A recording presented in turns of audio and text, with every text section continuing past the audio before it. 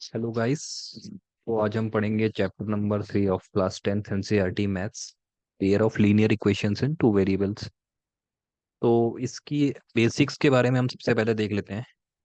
तो linear equations in two variables, first of all linear equation in two variable जो है वो इस तरीके से होगा। इक्वेशन लीनियर होगी एंड वेरिएबल दो होंगे। तो एक तो वेरिएबल एक्स हो गया और एक एक्स प्लस वाई हो गया। अगर इस तरीके से आपकी कोई इक्वेशन है X plus Y equal to 5, यानी लीनियर है यहाँ पे।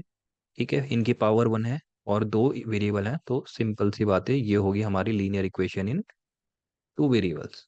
ठीक है। और इसके साथ अगर हम एक और इक्वेशन अगर जोड़ दें कि 2x plus 3y equal to जो है, ये भी हमारा हो गया 10।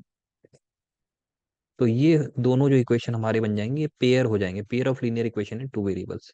ठीक है, तो सिंपल सी बात है, यही है हमारा लीनियर इक्वेशन टू वेरिएबल। तो आगे, तो इसके आगे भी जो है एक चीज और है कि जो general form of linear equation in two variable है वो कुछ इस तरीके से होगी, a1x b1y प्लस c1। ठीक है।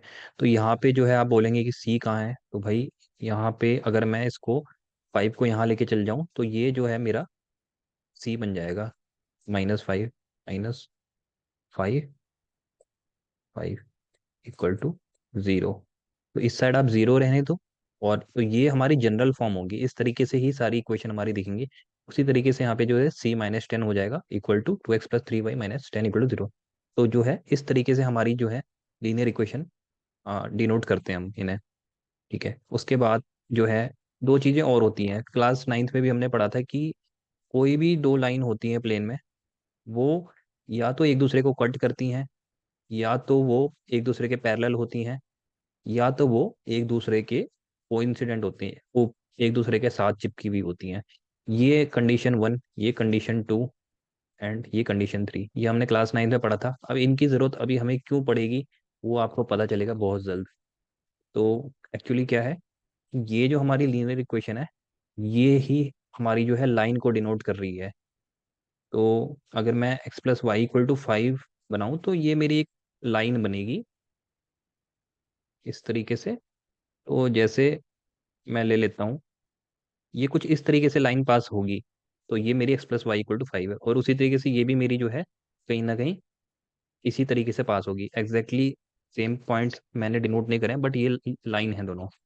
तो ये दो लाइनें जो हैं या तो पैरेलल हो सकती हैं, या एक दूसरे को काट सकती हैं, या एक दूसरे पे चिपकी हुई हो सकती हैं, यानी कोइंसिडेंट हो सकती हैं। ये तीन पॉसिबिलिटी हो सकती हैं। तो इसलिए ये जो चीज़ है, ये टॉपिक भी यहाँ पे आ गया है, क्योंकि यहाँ पे पेयर ऑफ टू लाइंस है और ये हमारी लाइन की इक्वेशन है। तो अब हम दो चीजें देखेंगे, इनको सॉल्व कैसे कर सकते हैं मैथमेटिकली, और ग्राफिकली इनको डिनोट कैसे कर सकते हैं। तो रही बात, इनको अगर हमें सॉल्व करना है तो अगर इनको सबसे पहले हम ग्राफिकली प्लॉट करना देखते हैं।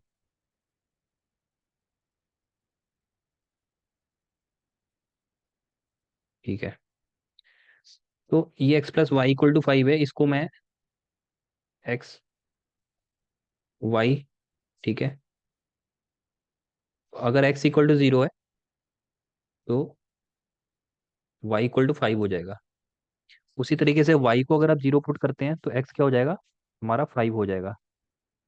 ठीक है।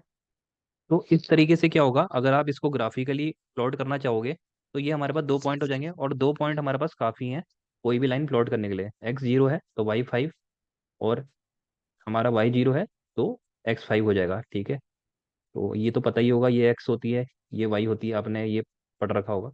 ये दो पॉइंट अगर हमें मिल जाएंगे तो इनको स्केल से आप ज्वाइन कर दीजिए, तो ये मेरी जो है X plus Y equal to 5 को मैंने ग्राफिकली बना दिया है। ठीक है। तो जीरो वाला पॉइंट लेना इजी होता है, उससे हमारे पास दूसरे की वैल्यू पता लग जाती है जब हमारा पहले वाला जो है वो जीरो है। तो इस तरीके से हम इसको ग्राफिकली बना सकते हैं। ग्राफिकली तो दूसरी लाइन भी इसी तरीके से प्लॉट हो जाएगी। दूसरे में क्या है, एक्स जीरो रहेगा तो वाई क्या होगा हमारा 10/3। ठीक है। तो अब 10/3 को आप वो 3.3 बना देना, और वाई इक्वल टू जीरो होगा हमारा, एक्स क्या होगा हमारा 5 होगा। तो ये दो पॉइंट हमें भी यहाँ मिल गए हैं, इन दो पॉइंट से आप इस वाली लाइन को भी बना सकते हैं। तो ये हो गया, हमारी ग्राफिकली प्लॉट हो गई। अब अगर रही बात सॉल्व करने की, तो इनको कैसे आप सॉल्व करेंगे, तो अभी हम देखते हैं।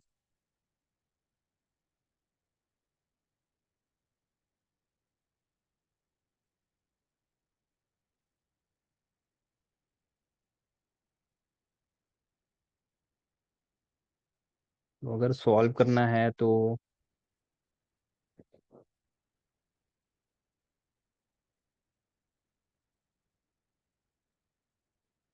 2x plus 3y equal to 10 और x plus Y equal to 5। तो मैं क्या करूँगा, यहाँ से मैं x निकाल लूँगा, जो कि मेरा हो जाएगा कहीं ना कहीं 10 - 3y डिवाइडेड बाय 2।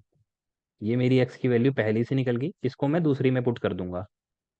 तो दूसरी में पुट करूंगा तो x की जगह क्या आ जाएगा, 10 - 3y divided by 2 plus Y equal to 5। तो गाइस अब क्या रह गया हमारे पास, y और y रह गया, इसको यहाँ भेजोगे तो ये क्या हो जाएगा, 10 - 3y plus 2y equal to, और ये पूरा 2 यहाँ चल जाएगा। ठीक है, 10। तो इस तरीके से आप इसको सॉल्व कर लेना। 10 से तो 10 कट ही जाएगा, तो ये आपका बन जाएगा प्लस 2y। ये यहाँ पे 10 - 3y divided by 2, 10 - 3y divided by 2 plus Y plus 2y। तो 10 से 10 ये हमारा कट जाएगा। तो ये हमारा जो y होगा वो हमारा होगा, y 0 होगा हमारा। ठीक है, इस तरीके से सॉल्व हो जाएगा, और y जब 0 आ जाएगा तो आप यहाँ पुट कर दो, तो x आपका निकल जाएगा 5।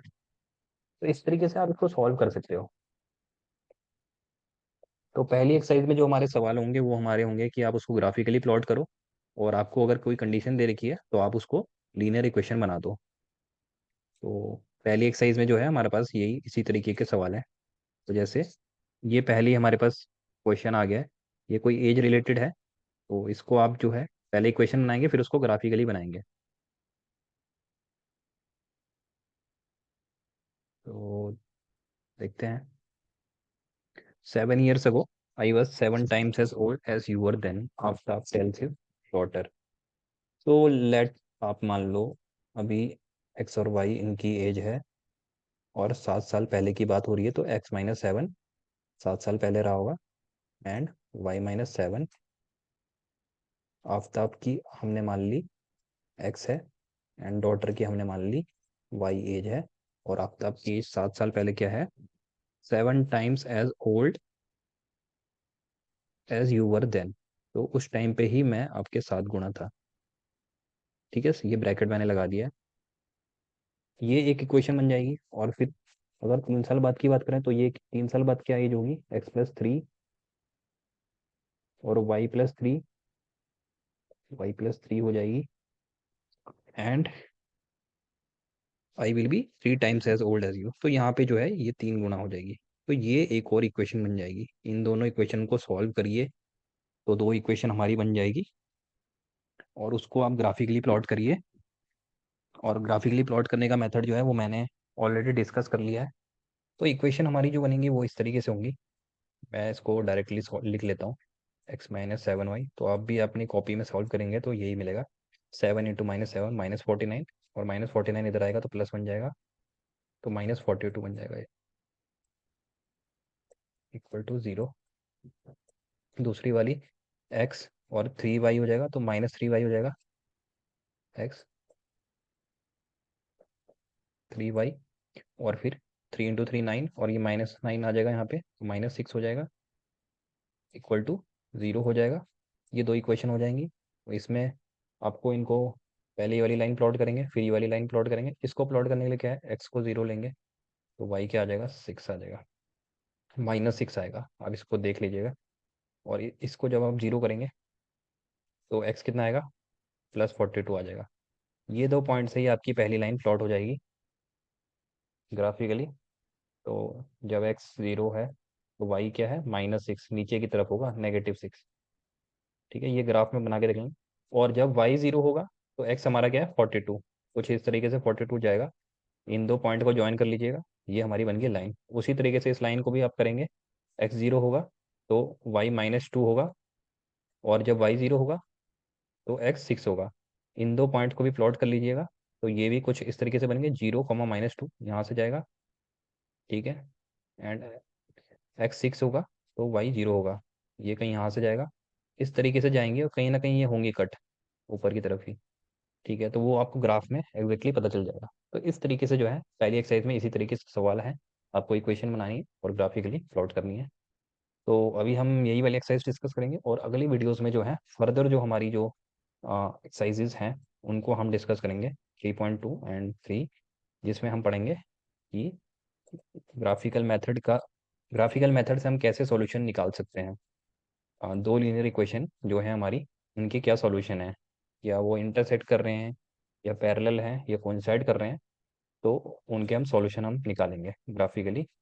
एंड उसके बाद हम 3.3 पढ़ेंगे। तो 3.3 में जो है अलजेब्रा से हम निकालेंगे कैसे हम सॉल्व कर सकते हैं पेयर ऑफ लीनियर इक्वेशन।